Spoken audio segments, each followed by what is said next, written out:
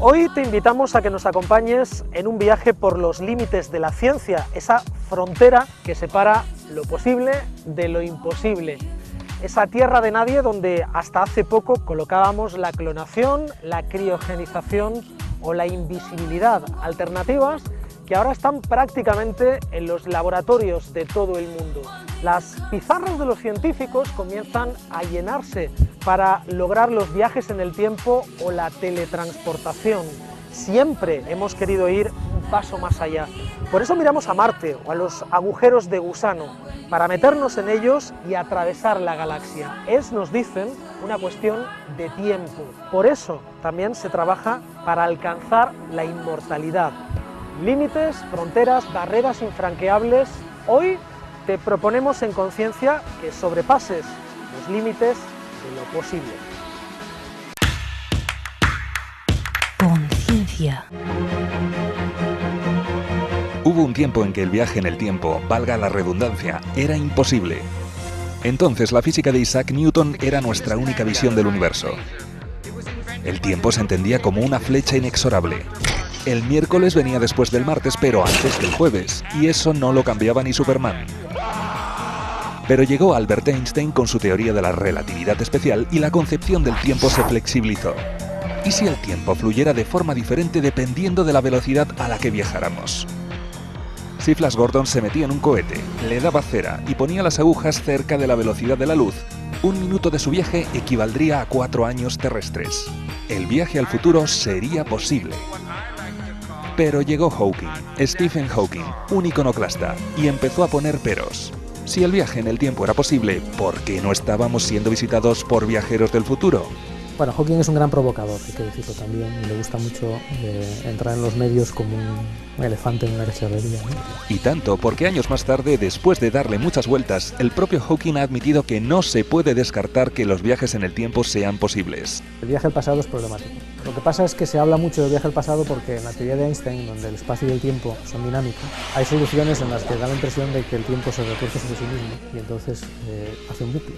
Normalmente en esas situaciones lo que tú esperas es que si recorres un bucle, la historia se repita de forma periódica, es decir, sería como el día de la marmota. ¿Tienes algún problema con lo que estoy diciendo? Los físicos son pesimistas. El viaje temporal implica invertir la flecha del tiempo en una región muy grande del universo. Dar la vuelta a la flecha del tiempo en el sentido de hacer que todas las cosas estén en marcha atrás. Igual que cuando cae una taza de café se desparrama, pues sería el análogo de que todas las moléculas desparramadas se combinaran en una especie de danza correlacionada, subiera el fluido y tranquilamente acabara en reposo en la taza. No cerremos la puerta del todo. Si existe alguna posibilidad de viaje en el tiempo, los físicos creen que tendría que ser a través de una máquina con un agujero de gusano incorporado.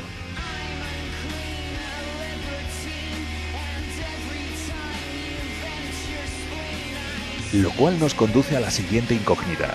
¿Qué son los agujeros de gusano? ¿Podríamos viajar a diferentes zonas de la galaxia a través de ellos? Aunque pudieras construir agujeros de gusano, serían como una habitación de 2 puertas en las que podrías estar dentro durante un rato, pero no podrías salir por la otra puerta. Incluso aunque tuvieras un agujero de ese tipo, es muy probable que fuera inestable. Es decir, que estuviera como una especie de equilibrio ahí aguantado por los pelos, ¿no? Y que cualquier pequeña perturbación lo cerrara. Por ejemplo, alguien que entrara dentro, esa pequeña perturbación que genera su propio campo gravitacional haría que las paredes del túnel cayeran sobre ti. Nos preguntamos qué implicaciones tienen estos descubrimientos para otro campo prometedor, la teletransportación. Los científicos han conseguido teletransportar fotones a cientos de kilómetros de distancia. ¿Pero es realmente teletransporte? Los físicos reconocen que no. Lo que se traslada son copias idénticas de los fotones enviados, que el receptor reconstruye. Él puede aplicar el proceso inverso y sacar allí una copia, o sea, dar forma a las partículas amorfas que él tenía y sacar una copia. Las partículas que tú has traído pierden su identidad, básicamente te las cargas. Si eso era una persona, por ejemplo, te las cargas. Para transportar tienes que destruir el original. La actitud intelectual de los científicos serios no tiene nada que ver con la de un guionista de ciencia ficción. Es exactamente la opuesta. Aunque a muchos de nosotros nos guste la ciencia ficción. No hay diferencia entre el tiempo y cualesquiera de las 3 dimensiones, salvo que nuestra conciencia se mueve a lo largo de ellas.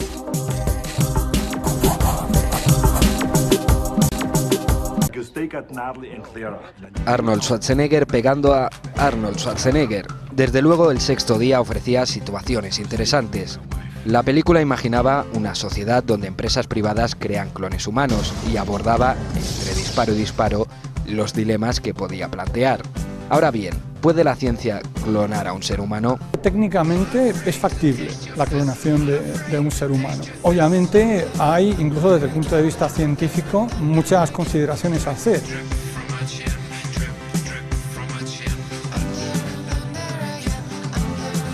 Tampoco se sabe exactamente qué es lo que puede pasar con los niños que nazcan utilizando esta técnica, posibles enfermedades genéticas que puedan tener. Y bueno, por supuesto luego están todas las evaluaciones a nivel filosófico, jurídico, incluso por supuesto religioso, que es un tema también respetable. En la isla, otra empresa diabólica ofrecía clones a sus clientes para después sacarles hasta los higadillos. Sois clones. ¿Qué? Un enfermo que necesita un órgano sano, lo cogen de vosotros. Los duplicados de Ewan McGregor y Scarlett Johansson se negaban a servir como fuente de trasplantes y con razón, además de siniestro, ni siquiera hace falta un ser humano completo para obtener órganos. Se podría hacer de dos maneras, una, de algún modo con un xenotrasplante, que es teniendo órganos que se crecen en animales, por ejemplo en cerdos, humanizados obviamente, y estos se transfieren a pacientes humanos. Y luego la generación de órganos a partir de células madre, digamos in vitro, en el laboratorio. Incluso se han presentado algunos resultados de obtención de órganos con impresoras en 3 dimensiones. Pero la mayor esperanza está puesta en utilizar la clonación para garantizar la supervivencia de especies amenazadas. Y esa es la visión del Banco de Germoplasma y Tejidos del Museo de Ciencias Naturales de Madrid. La idea es, orientado a especies en peligro de extinción, pero también otras especies silvestres, almacenar gametos o embriones y además tejidos, con la idea de que nos sirvan para el futuro, para utilizar en reproducción asistida o incluso en el caso de los tejidos que se puedan utilizar eventualmente para trabajos de clonación. No, no es una especie de arca de Noé. Para garantizar el futuro de una especie no bastan los 2 últimos ejemplares. Nosotros lo que proponemos en general es que todas estas técnicas de reproducción asistida, incluida la clonación, se desarrolle mucho antes de que las especies estén en una situación crítica, porque en ese momento ya, al quedar muy pocos individuos, el acervo genético, digamos, de la especie está muy mermado y eso hace que cualquier posibilidad, digamos, de supervivencia de la especie esté muy limitada. La técnica avanza y en 50 años podríamos volver a ver especies que llevan miles de años sin pisar la tierra, como el mamut. Teóricamente se podría recuperar el mamut. Hay muchos animales que están congelados, pues el objetivo sería obtener tejidos del máximo número de individuos e intentar la clonación de varios de ellos. Yo creo que es una extravagancia, a lo mejor como una investigación, algo de alta tecnología, digamos, podría merecer la pena, incluso hasta por satisfacer nuestra vanidad de ser capaces de hacerlo, pero yo creo que desde un punto de vista científico, ya digamos de conservación, no tiene mucho sentido. Llegados a este punto, todos nos lo estamos preguntando. ¿Se podría revivir a los dinosaurios como en Parque Jurásico? El planteamiento de Jurassic Park era muy interesante. Por una parte, el desarrollo de la técnica en la película yo creo que está bien planteado, es viable conceptualmente y materialmente en la medida que se pudieran obtener estas células de los mosquitos, etcétera, etcétera. Pero luego también llama la atención sobre los riesgos de repente de no controlar todas las variables. La falta de humildad ante la naturaleza que se demuestra aquí me deja atónito.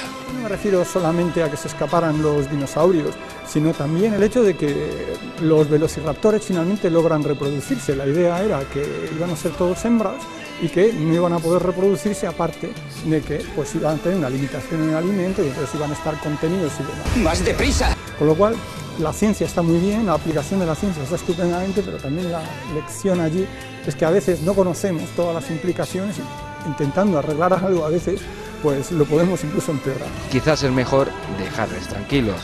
Total, siempre se acaban escapando. Y recordad, si algo os persigue, corre. Conciencia.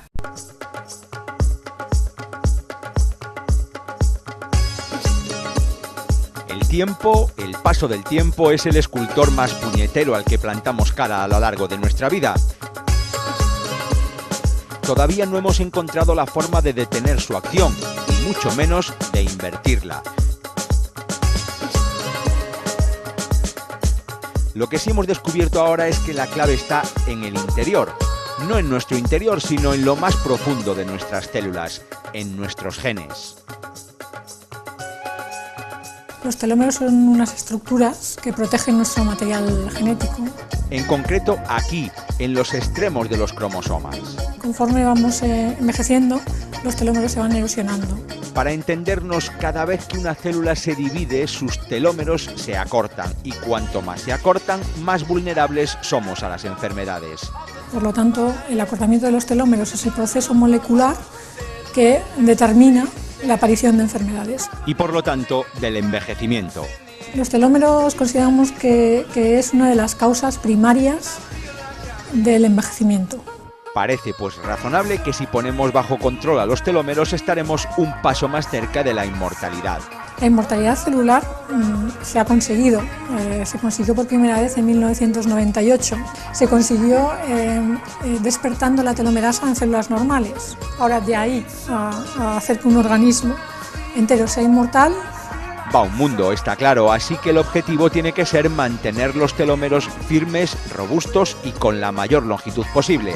Es posible retrasar el proceso de envejecimiento retrasando sus causas moleculares. Y una de las causas moleculares es el acortamiento de los telómeros. ¿Y eso cómo se hace? Se puede activar la telomerasa de manera transitoria y se puede conseguir con ello retrasar las distintas enfermedades asociadas al envejecimiento.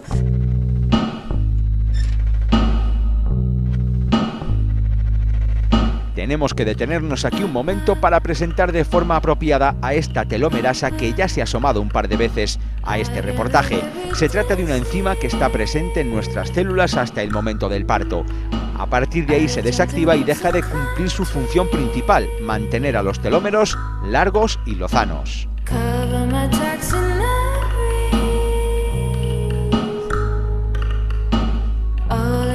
El equipo de María Blasco en el Centro Nacional de Investigaciones Oncológicas ha conseguido activar temporalmente la telomerasa. El problema es que activar esta enzima tiene sus riesgos. De hecho, ella sola se pone en marcha en cuanto detecta la presencia de células tumorales. En el caso del cáncer, una vez que está formado, ya las células se han convertido en tumorales, necesitan activar telomerasa, que es capaz de conferir juventud a las células. A esas células cancerosas y solo a esas, con lo que concede la inmortalidad a las células que nos matan como organismo. Curioso comportamiento el de la telomerasa. Este mecanismo de los telómeros y la telomerasa es un mecanismo esencial para la vida. Y el hecho de que la telomerasa, de hecho, se silencia, pensamos que es una de las causas por las cuales eventualmente morimos. En todo caso, nos aclara María Blasco, aunque metiésemos en vereda a la telomerasa, la inmortalidad no es realmente posible porque de manera accidental, aunque un organismo fuera eternamente joven o no envejeciera, tendría riesgo de morir de manera accidental. Por lo tanto, la inmortalidad yo creo que no es posible en el caso de un organismo, ¿no?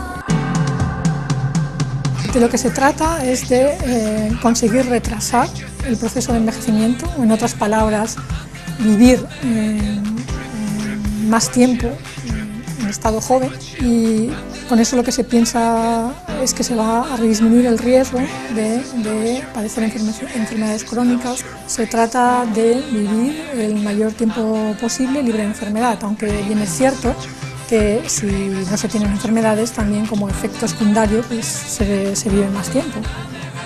Pero domesticar la telomerasa tiene beneficios para abordar muchos síndromes. Hay una cierta urgencia clínica en encontrar maneras de activar la telomerasa, ya que, como he dicho antes, hay síndromes humanos, enfermedades humanas asociadas a tener menos telomerasa de lo normal. En este caso, pues hace falta desarrollar activadores de telomerasa para poder tratarlos y curarlos. Enfermedades asociadas al envejecimiento fisiológico, el envejecimiento normal, o enfermedades neurodegenerativas, telómeros cortos son un factor de riesgo y quizá también en esos casos en el futuro se puedan beneficiar de estrategias que permitan activar la telomerasa, ¿no? Y conferir a las células vida extra, ¿no?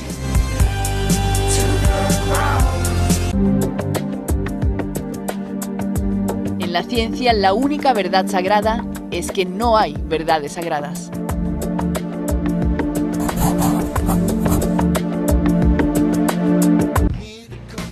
Hace apenas 100 años, hablar de energía nuclear, viajes espaciales o genoma humano era hablar de ciencia ficción. Por eso, contemplar la revolución tecnológica de los siglos XX y XXI nos provoca auténtico vértigo, porque la historia de la ciencia de los últimos 100 años es lo más parecido a ver cómo se realiza un milagro detrás de otro.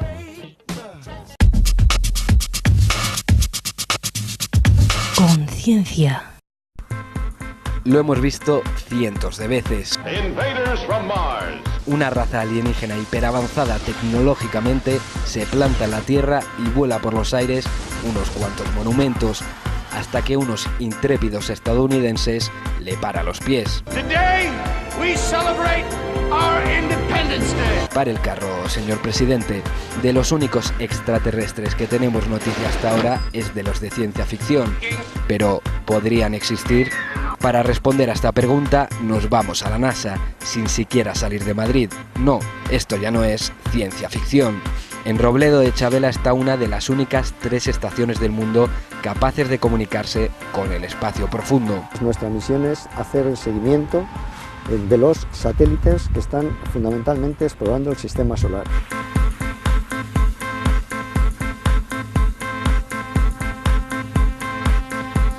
Primera cuestión, ¿qué es lo que estamos buscando exactamente? Tiene que haber las mismas condiciones que hay en la Tierra dentro de los márgenes de temperatura y demás, y que hubiera pues oxígeno, carbono, tener todo que forma parte de la química orgánica para que se desarrollara un tipo de vida similar al de la Tierra. Todavía no descartamos que haya otros modos de vida que ni siquiera los podemos buscar porque no sabemos qué buscar.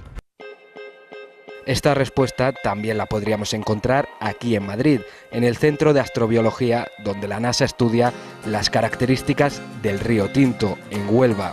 La composición química del río es tan extrema que parece imposible que albergue vida, y sin embargo lo hace. Lo primero que hay que definir son las condiciones de habitabilidad. ¿Qué entendemos por condiciones adecuadas para la vida? Porque en la Tierra hemos encontrado organismos que son capaces de vivir en condiciones lo que llamamos muy extremas. Por ejemplo, soportan temperaturas muy bajas o muy altas, o medios muy ácidos o muy salinos, o incluso en tasas de radiactividad muy elevadas. Lo que pasa es que lo fácil, como tenemos la vida en la Tierra y que es el ejemplo que tenemos, pues es encontrar cosas parecidas a lo que tenemos aquí.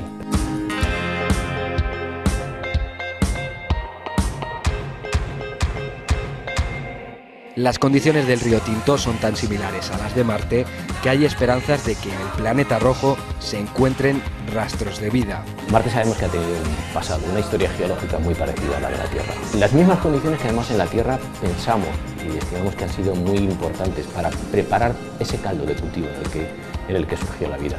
Marte ha tenido mucha agua, Marte ha tenido actividad volcánica, ha tenido un núcleo activo con un campo magnético, así que parece razonable que en esas condiciones y en esa época en la que la Tierra surgió la vida, también en Marte surgiese. No la hemos encontrado huellas, pero estamos ahí. Descartada la vida extraterrestre en nuestro sistema solar, fijamos la vista más allá. Ya en el siglo XVII, el astrónomo Johannes Kepler concluyó que el universo era demasiado grande para estar habitado únicamente por el hombre. Por eso la NASA bautizó con su nombre a su misión más ambiciosa hasta el momento: descubrir nuevos mundos capaces de albergar vida. Es que somos tan pequeñitos comparados con el universo, hay tantas galaxias, tantos sistemas solares, hay tantos cientos de miles por descubrir todavía que estadísticamente sería muy inocente pensar que estamos solos. Homicidas, siniestros, nostálgicos. La ciencia ficción ha retratado de muchas formas a los alienígenas. Pero puestos a especular, ¿cómo sería de verdad esa vida extraterrestre? Es razonable que haya surgido vida en cualquier otro lugar del universo, en muchos.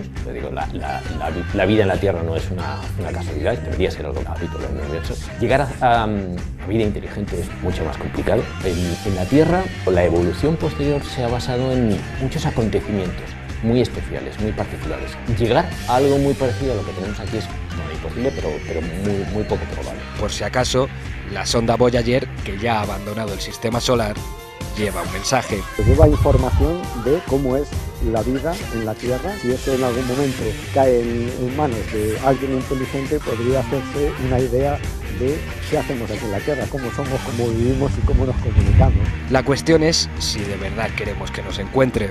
Hay un gran debate científico en cuanto a, ¿queremos que alguien sepa que estamos aquí o no?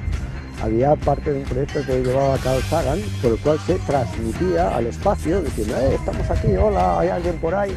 Y decían, oye, es que a lo mejor si llega esto a manos de alguien y no son buenos, a lo mejor no lo estamos haciendo bien, ¿no? Así que crucemos los dedos y esperemos que de llegar lo hagan un 4 de julio.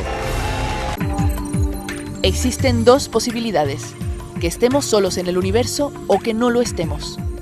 Ambas son igualmente terroríficas.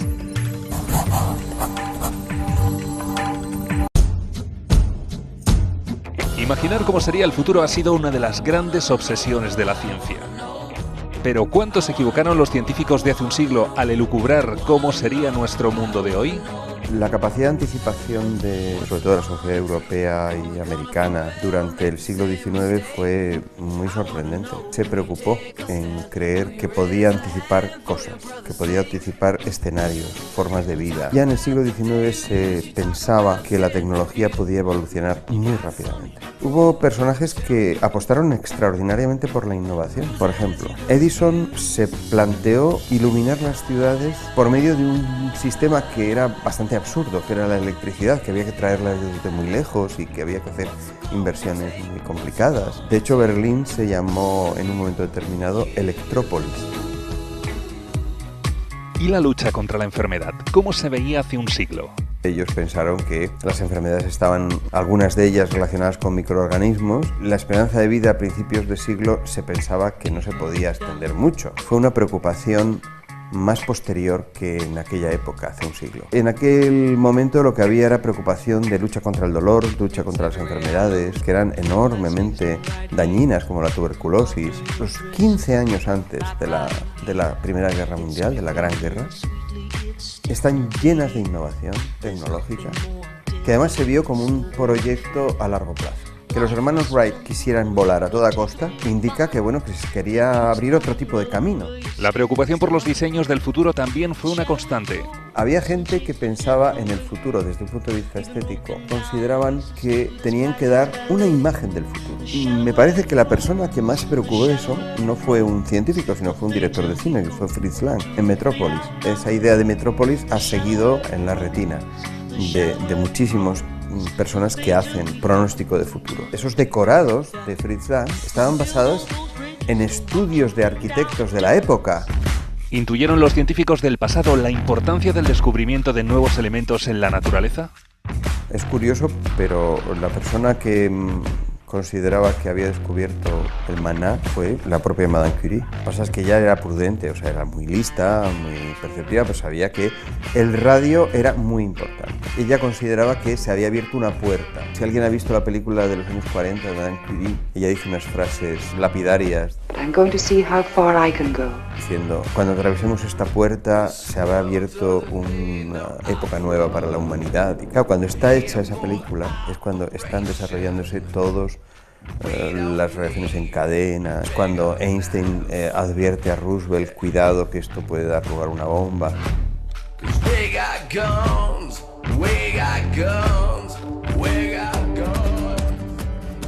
¿Y qué decir acerca de la ingenuidad de los científicos de hace un siglo sobre los supuestos poderes paranormales del ser humano? Todavía las mediums en la época victoriana recibían a muchísimos científicos que por el día estaban haciendo su laboratorio y después iban a hablar con ellas, ¿no? Lo hizo el ejército soviético, lo hizo de una manera sistemática. Y es decir, bueno, independientemente de cuál sea la causa, vamos a ver si hay gente que tiene esas habilidades o no. Entonces hizo un programa donde detectó que hay personas que tienen ocasionalmente un acierto estadístico mayor que otras en situaciones que los occidentales llamaban paranormales. Y hubo programas enormemente sofisticados para detectar. No acabaron en nada, eso también es cierto. ¿Y los viajes espaciales? ¿Y la vida extraterrestre? ¿Qué previeron al respecto los hombres de ciencia del pasado? Eso sí que es ciencia ficción. No era un problema, digamos, científico. El problema científico era cómo es el universo. Y a principios del siglo, un astrofísico muy acreditado que se llama Russell, cuando le preguntaban, ¿podríamos ir a otros sitios? ¿Habrá otras civilizaciones? Y diciendo, bueno, usted, es que estamos en un sitio tan a trasmano del universo que verdaderamente... En la primera mitad del siglo XX, lejos quedaba el descubrimiento del genoma humano. Los científicos consideraban que el conocimiento de la vida y de las estructuras de la vida iba a cambiar. Es que hay personas que se dan cuenta de la importancia que tiene lo que están haciendo las gentes que hablan en biología. Y por eso se puede escribir una novela como Un mundo feliz. Huxley. Lo que pasa es que los condicionamientos que aparecen en la novela son condicionamientos que hoy nos hacen sonreír, porque son condicionamientos químicos. Hoy hablamos de modificaciones genéticas. ¿Y los inventos? ¿Previeron los antiguos la televisión o el teléfono móvil? Cuando se dice, ¿había alguna previsión de si iba a haber televisión o no iba a haber televisión? Siempre hay una novela, un cuento, algo escrito por un individuo que pensaba que las imágenes podían... O sea, siempre. Cuando alguien se queja de los teléfonos móviles, siempre hay un tecnófobo que dice eso de los móviles son espantosos y esas cosas. Yo siempre les digo, si se hubiera inventado el móvil antes que el fijo, ¿se habría inventado el fijo? En cualquier caso, ¿tenían los científicos de hace un siglo más capacidad que los actuales para pronosticar el futuro? Ahí sí que hay una cierta constancia, o sea, estamos tan poco preparados como ellos. Muchas veces el exceso de tecnología nos impide ver hacia dónde va la tecnología. Yo no sé si tú previste en los años 80 que iba a haber la página web. Podemos divertirnos mucho haciendo pronósticos del futuro, pero con un cierto sentido del humor. Y una de las cosas que más alegra ver literatura de principios del siglo XX es que había gente con sentido del humor. Y esos pronósticos, se cumplieron o no, por lo menos son más agradables.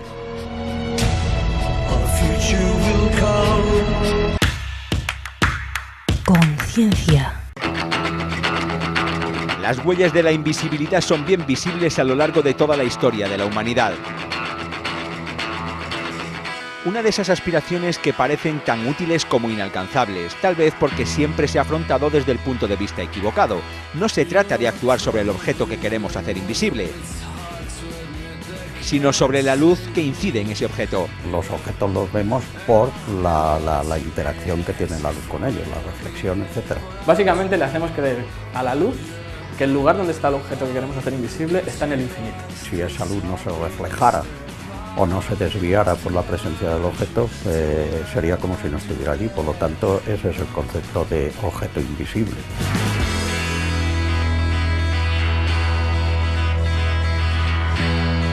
Buscamos, por lo tanto, un material que no desvíe la luz, imposible con los disponibles en la naturaleza, así que han empezado a trabajar en materiales artificiales. Un metamaterial es un material o una estructura cuyas propiedades no vienen dictadas por su composición química, sino que vienen dictadas de otra manera que puede ser diseñada por el hombre.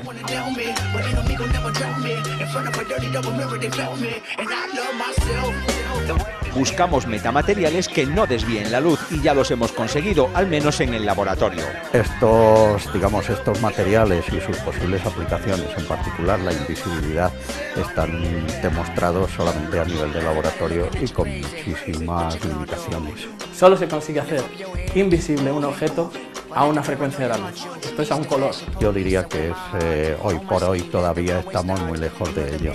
Nuestro gozo en un pozo, decepción que se agudiza al mirar a la naturaleza. El camaleón, por ejemplo, se vuelve invisible casi a voluntad. Hay una gran confusión entre la diferencia entre lo que es camuflaje e invisibilidad. El camaleón es capaz de cambiar su color para mimetizarse con lo que está detrás de él, con el ambiente. Pero el camaleón, cuando hace eso, lo que no es capaz de deshacerse es de su sombra. Así pues, la clave está en la sombra. Bastante lógico si tenemos en cuenta que estamos hablando de la interacción entre la luz y un objeto. Con los metamateriales, lo que podemos hacer es, como Peter Pan, perder esa sombra. Pero no es lo único que perdemos por el camino. Desconectamos a la luz que hay fuera de lo que pasa dentro, también desconectamos a lo que pasa dentro de la luz que hay fuera. Concretando, la persona que se envolviese en esa capa de invisibilidad tampoco vería lo que está pasando a su alrededor, una auténtica contrariedad. Pero seamos prácticos, ¿para qué nos serviría ser invisible? Paradójicamente, es mucho más interesante hacer objetos visibles que no hacerlos. Por ejemplo, en detección de tumores. El paradigma que la óptica moderna siempre revisita y revisita y trata de romper o violar es hacer visible lo que es invisible y hacer invisible lo que es visible. Lo que está claro es que es un reto de primer orden para los físicos teóricos, así que cuando lleguen a dar con la tecla será el momento de pensar cuál o cuáles serán sus aplicaciones más prácticas.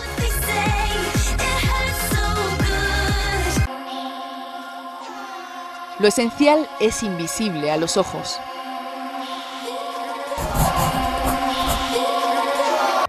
¿Qué será? Será, decía una vieja canción. ¿Alcanzaremos una esperanza de vida de 150 años? ¿Viajaremos más allá de Orión? ¿Descubriremos si hay vida en otros planetas? ¿Tendremos en casa robots que hagan por nosotros el trabajo duro? Nada, o casi nada, es imposible. De hecho, las películas futuristas cada vez nos sorprenden menos, porque la realidad supera ampliamente la ficción. Y es que gracias a la ciencia, el futuro está lleno de posibilidades, casi imposibles.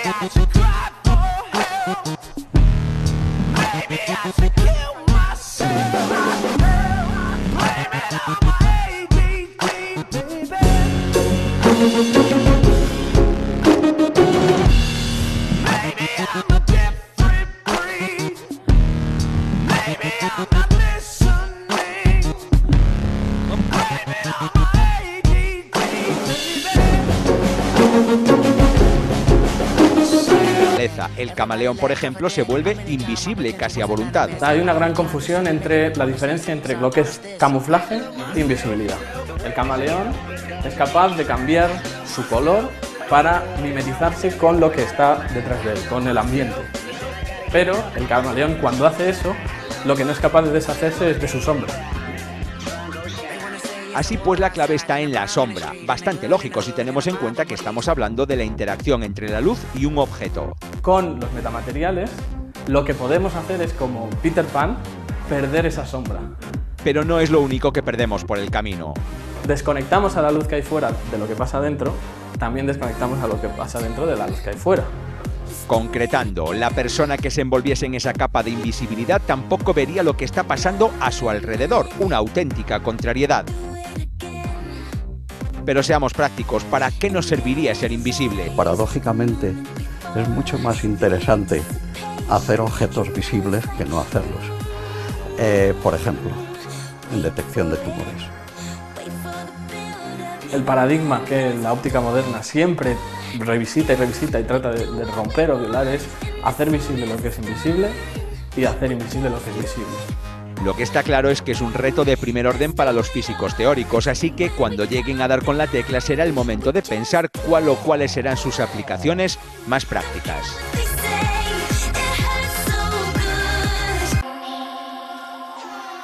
Lo esencial es invisible a los ojos.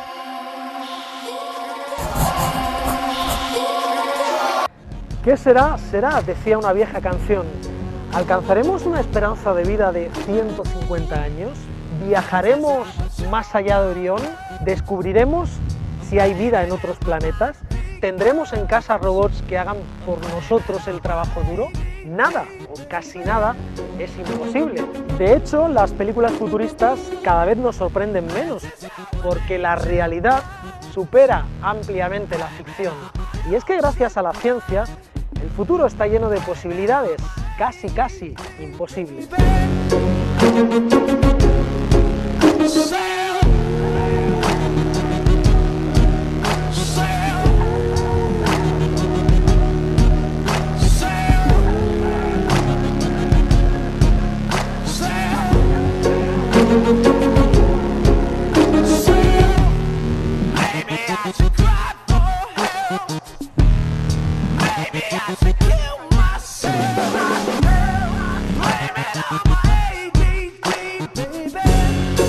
Baby,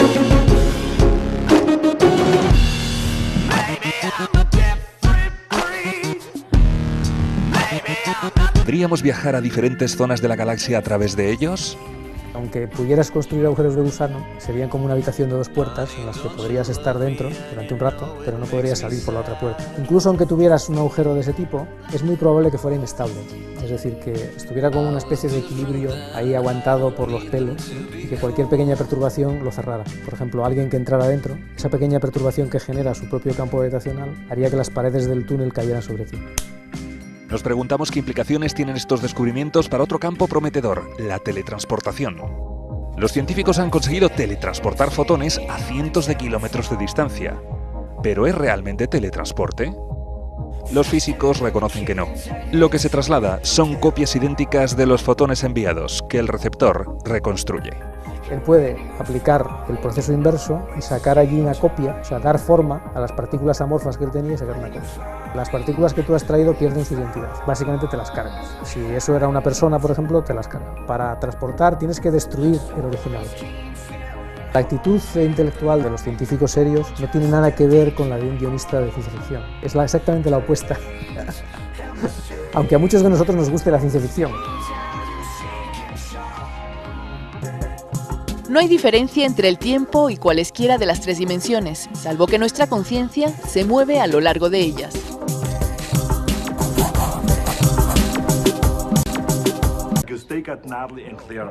Arnold Schwarzenegger pegando a Arnold Schwarzenegger. Desde luego, El sexto día ofrecía situaciones interesantes. La película imaginaba una sociedad donde empresas privadas crean clones humanos y abordaba, entre disparo y disparo, los dilemas que podía plantear. Ahora bien, ¿puede la ciencia clonar a un ser humano? Técnicamente es factible la clonación de un ser humano. Obviamente hay, incluso desde el punto de vista científico, muchas consideraciones a hacer.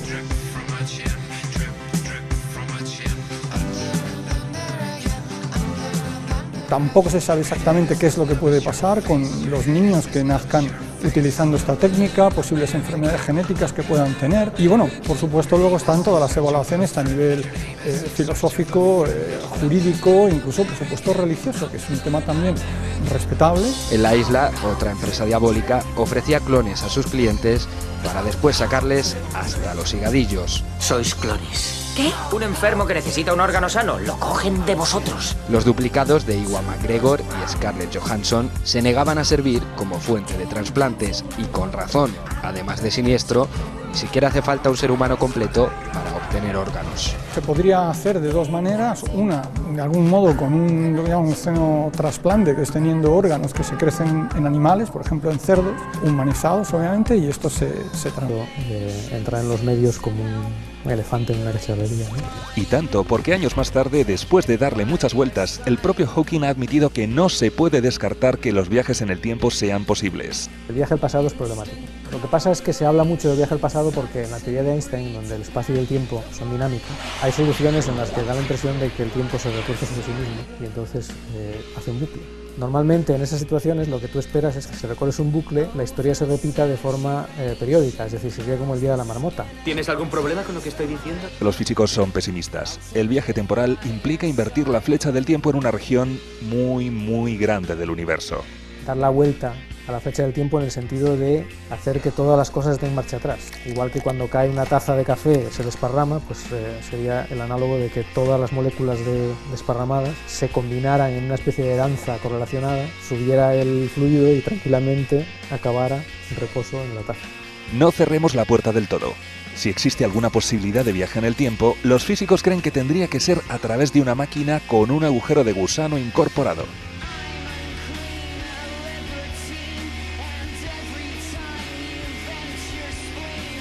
Lo cual nos conduce a la siguiente incógnita. ¿Qué son los agujeros de gusano?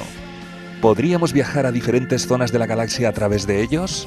Aunque pudieras construir agujeros de gusano, serían como una habitación de dos puertas en las que podrías estar dentro durante un rato, pero no podrías salir por la otra puerta. Incluso aunque tuvieras un agujero de ese tipo, es muy probable que fuera inestable. Es decir, que estuviera como una especie de equilibrio ahí aguantado por los pelos, ¿no? Y que cualquier pequeña perturbación lo cerrara. Por ejemplo, alguien que entrara dentro, esa pequeña perturbación que genera su propio campo gravitacional haría que las paredes del túnel cayeran sobre ti. Nos preguntamos qué implicaciones tienen estos descubrimientos para otro campo prometedor, la teletransportación. Los científicos han conseguido teletransportar fotones a cientos de kilómetros de distancia. ¿Pero es realmente teletransporte? Los físicos reconocen que no. Lo que se traslada son copias idénticas de los fotones enviados, que el receptor reconstruye. Él puede aplicar el proceso inverso y sacar allí una copia, o sea, dar forma a las partículas amorfas que él tenía y sacar una copia. Las partículas que tú has traído pierden su identidad, básicamente te las cargas. Si eso era una persona, por ejemplo, te las cargas. Para transportar tienes que destruir el original. La actitud intelectual de los científicos serios no tiene nada que ver con la de un guionista de ciencia ficción. Es exactamente la opuesta. Aunque a muchos de nosotros nos guste la ciencia ficción. No hay diferencia entre el tiempo y cualesquiera de las 3 dimensiones, salvo que nuestra conciencia se mueve a lo largo de ellas.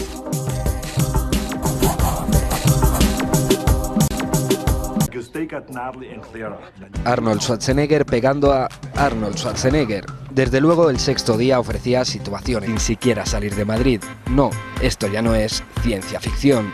En Robledo de Chavela está una de las únicas 3 estaciones del mundo capaces de comunicarse con el espacio profundo. Nuestra misión es hacer el seguimiento de los satélites que están fundamentalmente explorando el sistema solar.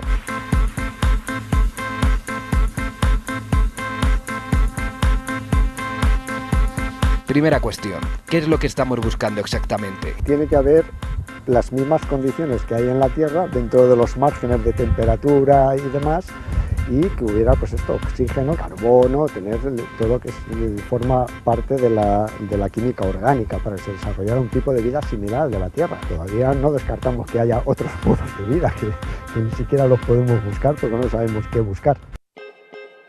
Esta respuesta también la podríamos encontrar aquí en Madrid, en el Centro de Astrobiología, donde la NASA estudia las características del río Tinto, en Huelva. La composición química del río es tan extrema que parece imposible que albergue vida, y sin embargo lo hace. Lo primero que hay que definir son las condiciones de habitabilidad. ¿Qué entendemos por condiciones adecuadas para la vida? Porque en la Tierra hemos encontrado organismos que son capaces de vivir en condiciones o que llamamos muy extremas. Por ejemplo, soportan temperaturas muy bajas o muy altas, o medios muy ácidos o muy salinos, o incluso en tasas de radiactividad muy elevadas.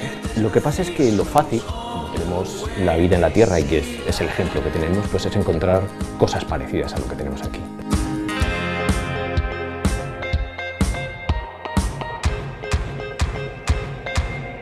Las condiciones del río Tinto son tan similares a las de Marte que hay esperanzas de que en el planeta rojo se encuentren rastros de vida. Marte sabemos que ha tenido un pasado, una historia geológica muy parecida a la de la Tierra. Las mismas condiciones que además en la Tierra pensamos y estimamos que han sido muy importantes para preparar ese caldo de cultivo en el que surgió la vida. Marte ha tenido mucha agua, Marte ha tenido actividad volcánica, ha tenido un núcleo activo con un campo magnético, así que parece razonable que en esas condiciones y en esa época en la que la Tierra surgió la vida, también en Marte surgiese. No la hemos encontrado huellas, pero estamos ahí. Descartada la vida extraterrestre en nuestro sistema solar, fijamos la vista más allá. Ya en el siglo XVII, el astrónomo Johannes Kepler concluyó que el universo era demasiado grande para estar habitado únicamente por el hombre. Por eso la NASA bautizó con su nombre a su misión más ambiciosa hasta el momento: descubrir nuevos mundos capaces de albergar vida. Es que somos tan pequeñitos comparados con el universo, hay tantas galaxias, tantos sistemas solares, hay tantos cientos de miles por descubrir todavía que estadísticamente sería muy inocente pensar que estamos solos. Homicidas, siniestros, o una estructura cuyas propiedades no vienen dictadas por su composición química, sino que vienen dictadas de otra manera, que puede ser diseñada por el hombre.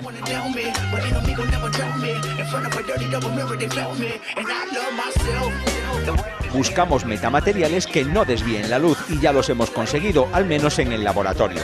Estos materiales y sus posibles aplicaciones, en particular la invisibilidad, están demostrados solamente a nivel de laboratorio y con muchísimas limitaciones. Solo se consigue hacer invisible un objeto a una frecuencia de la luz. Esto es a un color. Yo diría que es hoy por hoy todavía estamos muy lejos de ello. Nuestro gozo en un pozo, decepción que se agudiza al mirar a la naturaleza. El camaleón, por ejemplo, se vuelve invisible casi a voluntad. Hay una gran confusión entre la diferencia entre lo que es camuflaje e invisibilidad. El camaleón es capaz de cambiar su color para mimetizarse con lo que está detrás de él, con el ambiente. Pero el camaleón, cuando hace eso, lo que no es capaz de deshacerse es de su sombra. Así pues, la clave está en la sombra, bastante lógico si tenemos en cuenta que estamos hablando de la interacción entre la luz y un objeto. Con los metamateriales, lo que podemos hacer es, como Peter Pan, perder esa sombra. Pero no es lo único que perdemos por el camino. Desconectamos a la luz que hay fuera de lo que pasa dentro, también desconectamos a lo que pasa dentro de la luz que hay fuera. Concretando, la persona que se envolviese en esa capa de invisibilidad tampoco vería lo que está pasando a su alrededor, una auténtica contrariedad. Pero seamos prácticos, ¿para qué nos serviría ser invisible? Paradójicamente, es mucho más interesante hacer objetos visibles que no hacerlos. Por ejemplo, en detección de tumores. El paradigma que la óptica moderna siempre revisita y revisita y trata de romper o violar es hacer visible lo que es invisible y hacer invisible lo que es visible. Lo que está claro es que es un reto de primer orden para los físicos teóricos, así que cuando lleguen a dar con la tecla será el momento de pensar cuál o cuáles serán sus aplicaciones más prácticas.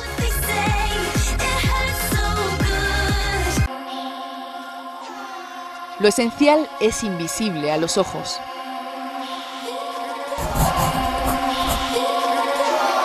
¿Qué será? Será, decía una vieja canción. ¿Alcanzaremos una esperanza de vida de 150 años? ¿Viajaremos más allá de Orión? ¿Descubriremos si hay vida en otros planetas? ¿Tendremos en casa robots que hagan por nosotros el trabajo duro? Nada, o casi nada, es imposible. De hecho, las películas futuristas cada vez nos sorprenden menos, porque la realidad supera ampliamente la ficción. Tiempos sean posibles. El viaje al pasado es problemático. Lo que pasa es que se habla mucho del viaje al pasado porque en la teoría de Einstein, donde el espacio y el tiempo son dinámicos, hay soluciones en las que da la impresión de que el tiempo se retuerce sobre sí mismo y entonces hace un bucle. Normalmente en esas situaciones lo que tú esperas es que si recorres un bucle, la historia se repita de forma periódica, es decir, sería como el día de la marmota. ¿Tienes algún problema con lo que estoy diciendo? Los físicos son pesimistas. El viaje temporal implica invertir la flecha del tiempo en una región muy grande del universo. Dar la vuelta a la flecha del tiempo en el sentido de hacer que todas las cosas den marcha atrás. Igual que cuando cae una taza de café se desparrama, pues sería el análogo de que todas las moléculas desparramadas se combinaran en una especie de danza correlacionada, subiera el fluido y tranquilamente acabara en reposo en la taza. No cerremos la puerta del todo. Si existe alguna posibilidad de viaje en el tiempo, los físicos creen que tendría que ser a través de una máquina con un agujero de gusano incorporado.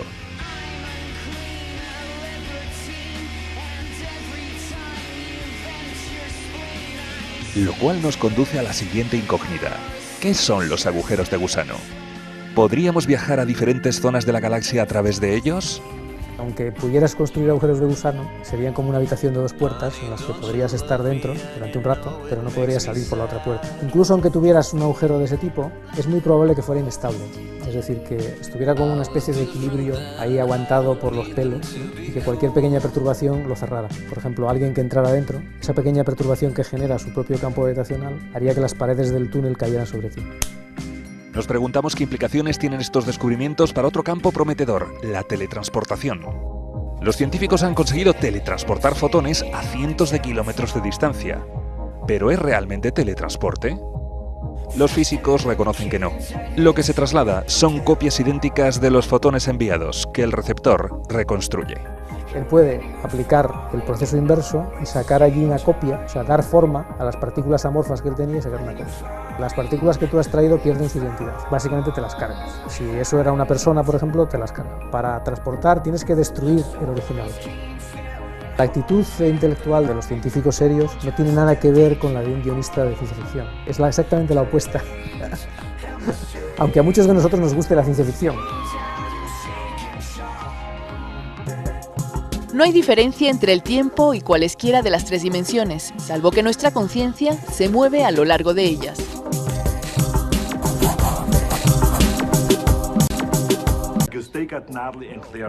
Arnold Schwarzenegger pegando a Arnold Schwarzenegger. Desde luego, El sexto día ofrecía situaciones interesantes. La película imaginaba una sociedad donde empresas privadas crean clones humanos y abordaba, entre disparo y disparo, los dilemas que podía plantear.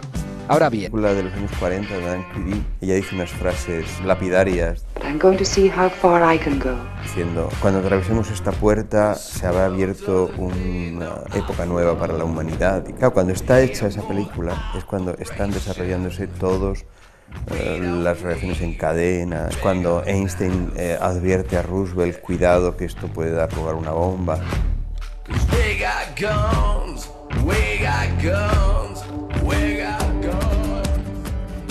¿Y qué decir acerca de la ingenuidad de los científicos de hace un siglo sobre los supuestos poderes paranormales del ser humano?